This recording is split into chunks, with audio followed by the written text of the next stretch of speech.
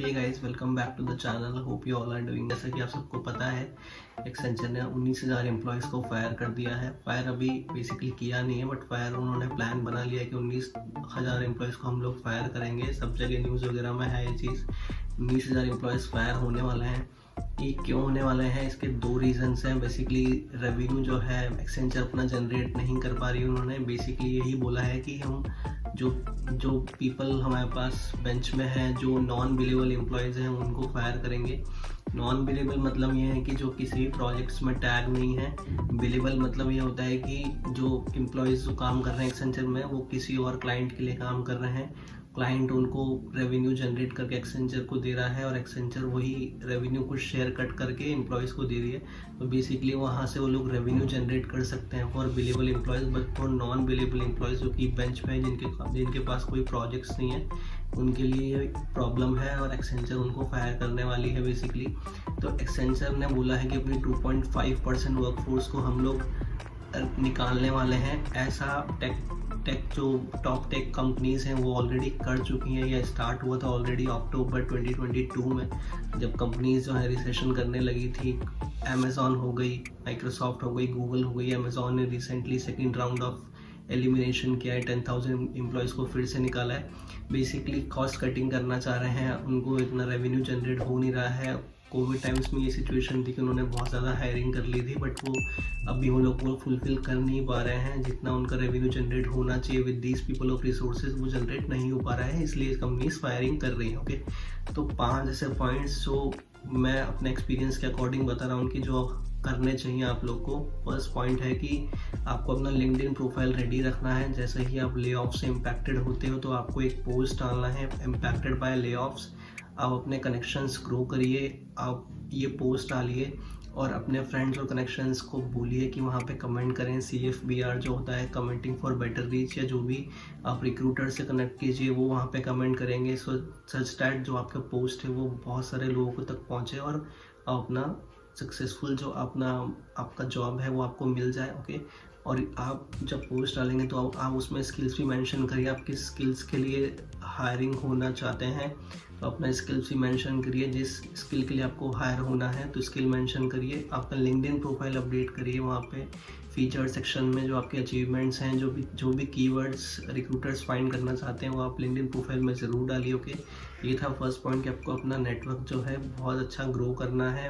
आप ग्रो करना स्टार्ट कर दीजिए, क्योंकि ये बहुत अच्छा टाइम है अपना नेटवर्क ग्रो करने का। कभी भी ऐसी सिचुएशन आ सकती है, किसी अभी जो टाइम चल रहा है इस हिसाब से IT इंडस्ट्री का कोई भरोसा नहीं है। किसी भी टाइम पे किसी की भी कंपनी बोल सकती है कि आप लेड ऑफ हो गए हो, तो इससे कुछ भरोसा नहीं है इस बात का। सेकंड पॉइंट में डिस्कस करना चाहूँगा कि आपको अपने आप को अपस्किल करते रहना चाहिए। आप किसी डोमेन में हो, सपोज आप टेस्टिंग में हो, सपोज आप डेवलपमेंट में हो, आप किसी भी चीज़ में हो, तो आपको कुछ चीज़ एक्स्ट्रा करती रहने ज़रूर पड़ेगी। जैसे आप सपोज आप एक मैनुअल टेस्टर हो तो आपको ऑटोमेशन सीखनी ही पड़ेगी बाय द एंड। और आप कभी भी सीखो, आपको सीखना ज़रूर ही है। ओके, तो आपको बेसिक्स तो एटलीस्ट पता होना ही चाहिए कि ऑटोमेशन टेस्टिंग में जावा कैसे इंप्लीमेंट करनी है अपने करंट प्रोजेक्ट में।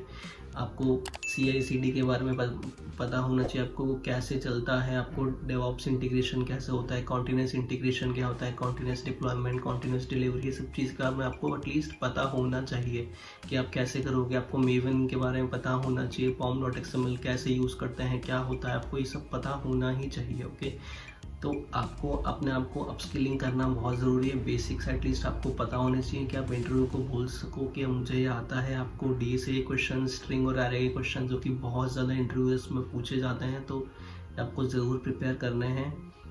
थर्ड, जस्ट एक्टिव रहो और आपको ग्रैब करनी अपॉर्चुनिटी जैसे ही आती है।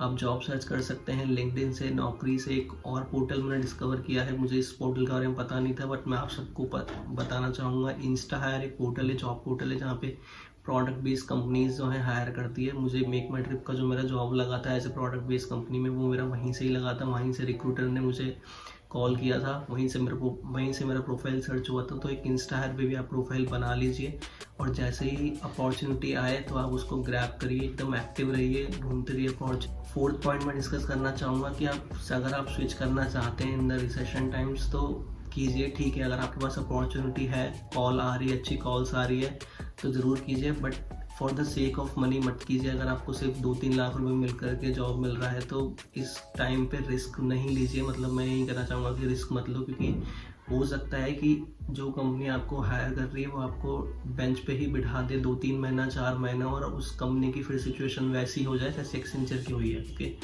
तो अगर आपको स्विच करना है इस पॉइंट ऑफ टाइम में तो कंपनी और रिक्रूटर से डायरेक्टली पूछिए कि ये प्रोजेक्ट स्पेसिफिक डिमांड है क्या, मुझे फर्स्ट डे से बेंच पे नहीं बैठना है, मुझे डायरेक्ट स्टार्ट ही करना है। तो आप डायरेक्ट कंपनी से पूछिए कि ये प्रोजेक्ट स्पेसिफिक डिमांड है तो मैं आने के लिए रेडी हूँ। तो ये चीज़ आप ज़रूर पूछिए। बेंच पे इस पॉइंट ऑफ टाइम पे बैठना सही नहीं है, तो बेंच पे ना बैठिए। लास्ट पॉइंट मैं डिस्कस करना चाहूँगा कि अगर आप एक सोर्स ऑफ इनकम पे डिपेंड है तो ये सही नहीं है। अगर आप अपने न्यू सोर्सेज ट्राई करना चाहते हैं, आप न्यू स्किल सीखना चाहते हैं, तो ये बहुत ही अच्छी बात है कि आप आईटी से अलावा कुछ सीख सकते हैं। जैसे ईमेल राइटिंग हो गया, कंटेंट राइटिंग हो गया, आप कंटेंट क्रिएटर की तरफ मूव हो सकते हैं, और आप रिमोट जॉब्स भी फाइंड कर सकते हैं। बहुत सारे ऐसे प्लेटफॉर्म है, जैसे अपस्किल है, बहुत सारे ऐसे प्लेटफॉर्म है, जैसे अपवर्क एक ऐसा प्लेटफॉर्म है जहाँ से आप अपना रिमोट जॉब्स देख सकते हैं। अगर आपके पास कोई एक्स्ट्रा स्किल है तो वो आप वहाँ यूटिलाइज कर सकते हैं। तो अगर आप ये चीज़ कर सकते हैं तो बहुत ही बेनिफिशियल है इस पॉइंट ऑफ टाइम। तो अगर आप चैनल पे नए हैं तो सब्सक्राइब ज़रूर करें। मैं इस चैनल पे काफ़ी सारी टेक्निकल वीडियोज़ डालता रहता हूँ। लाइक करें, शेयर करें अपने फ्रेंड्स के साथ। Thank you so much.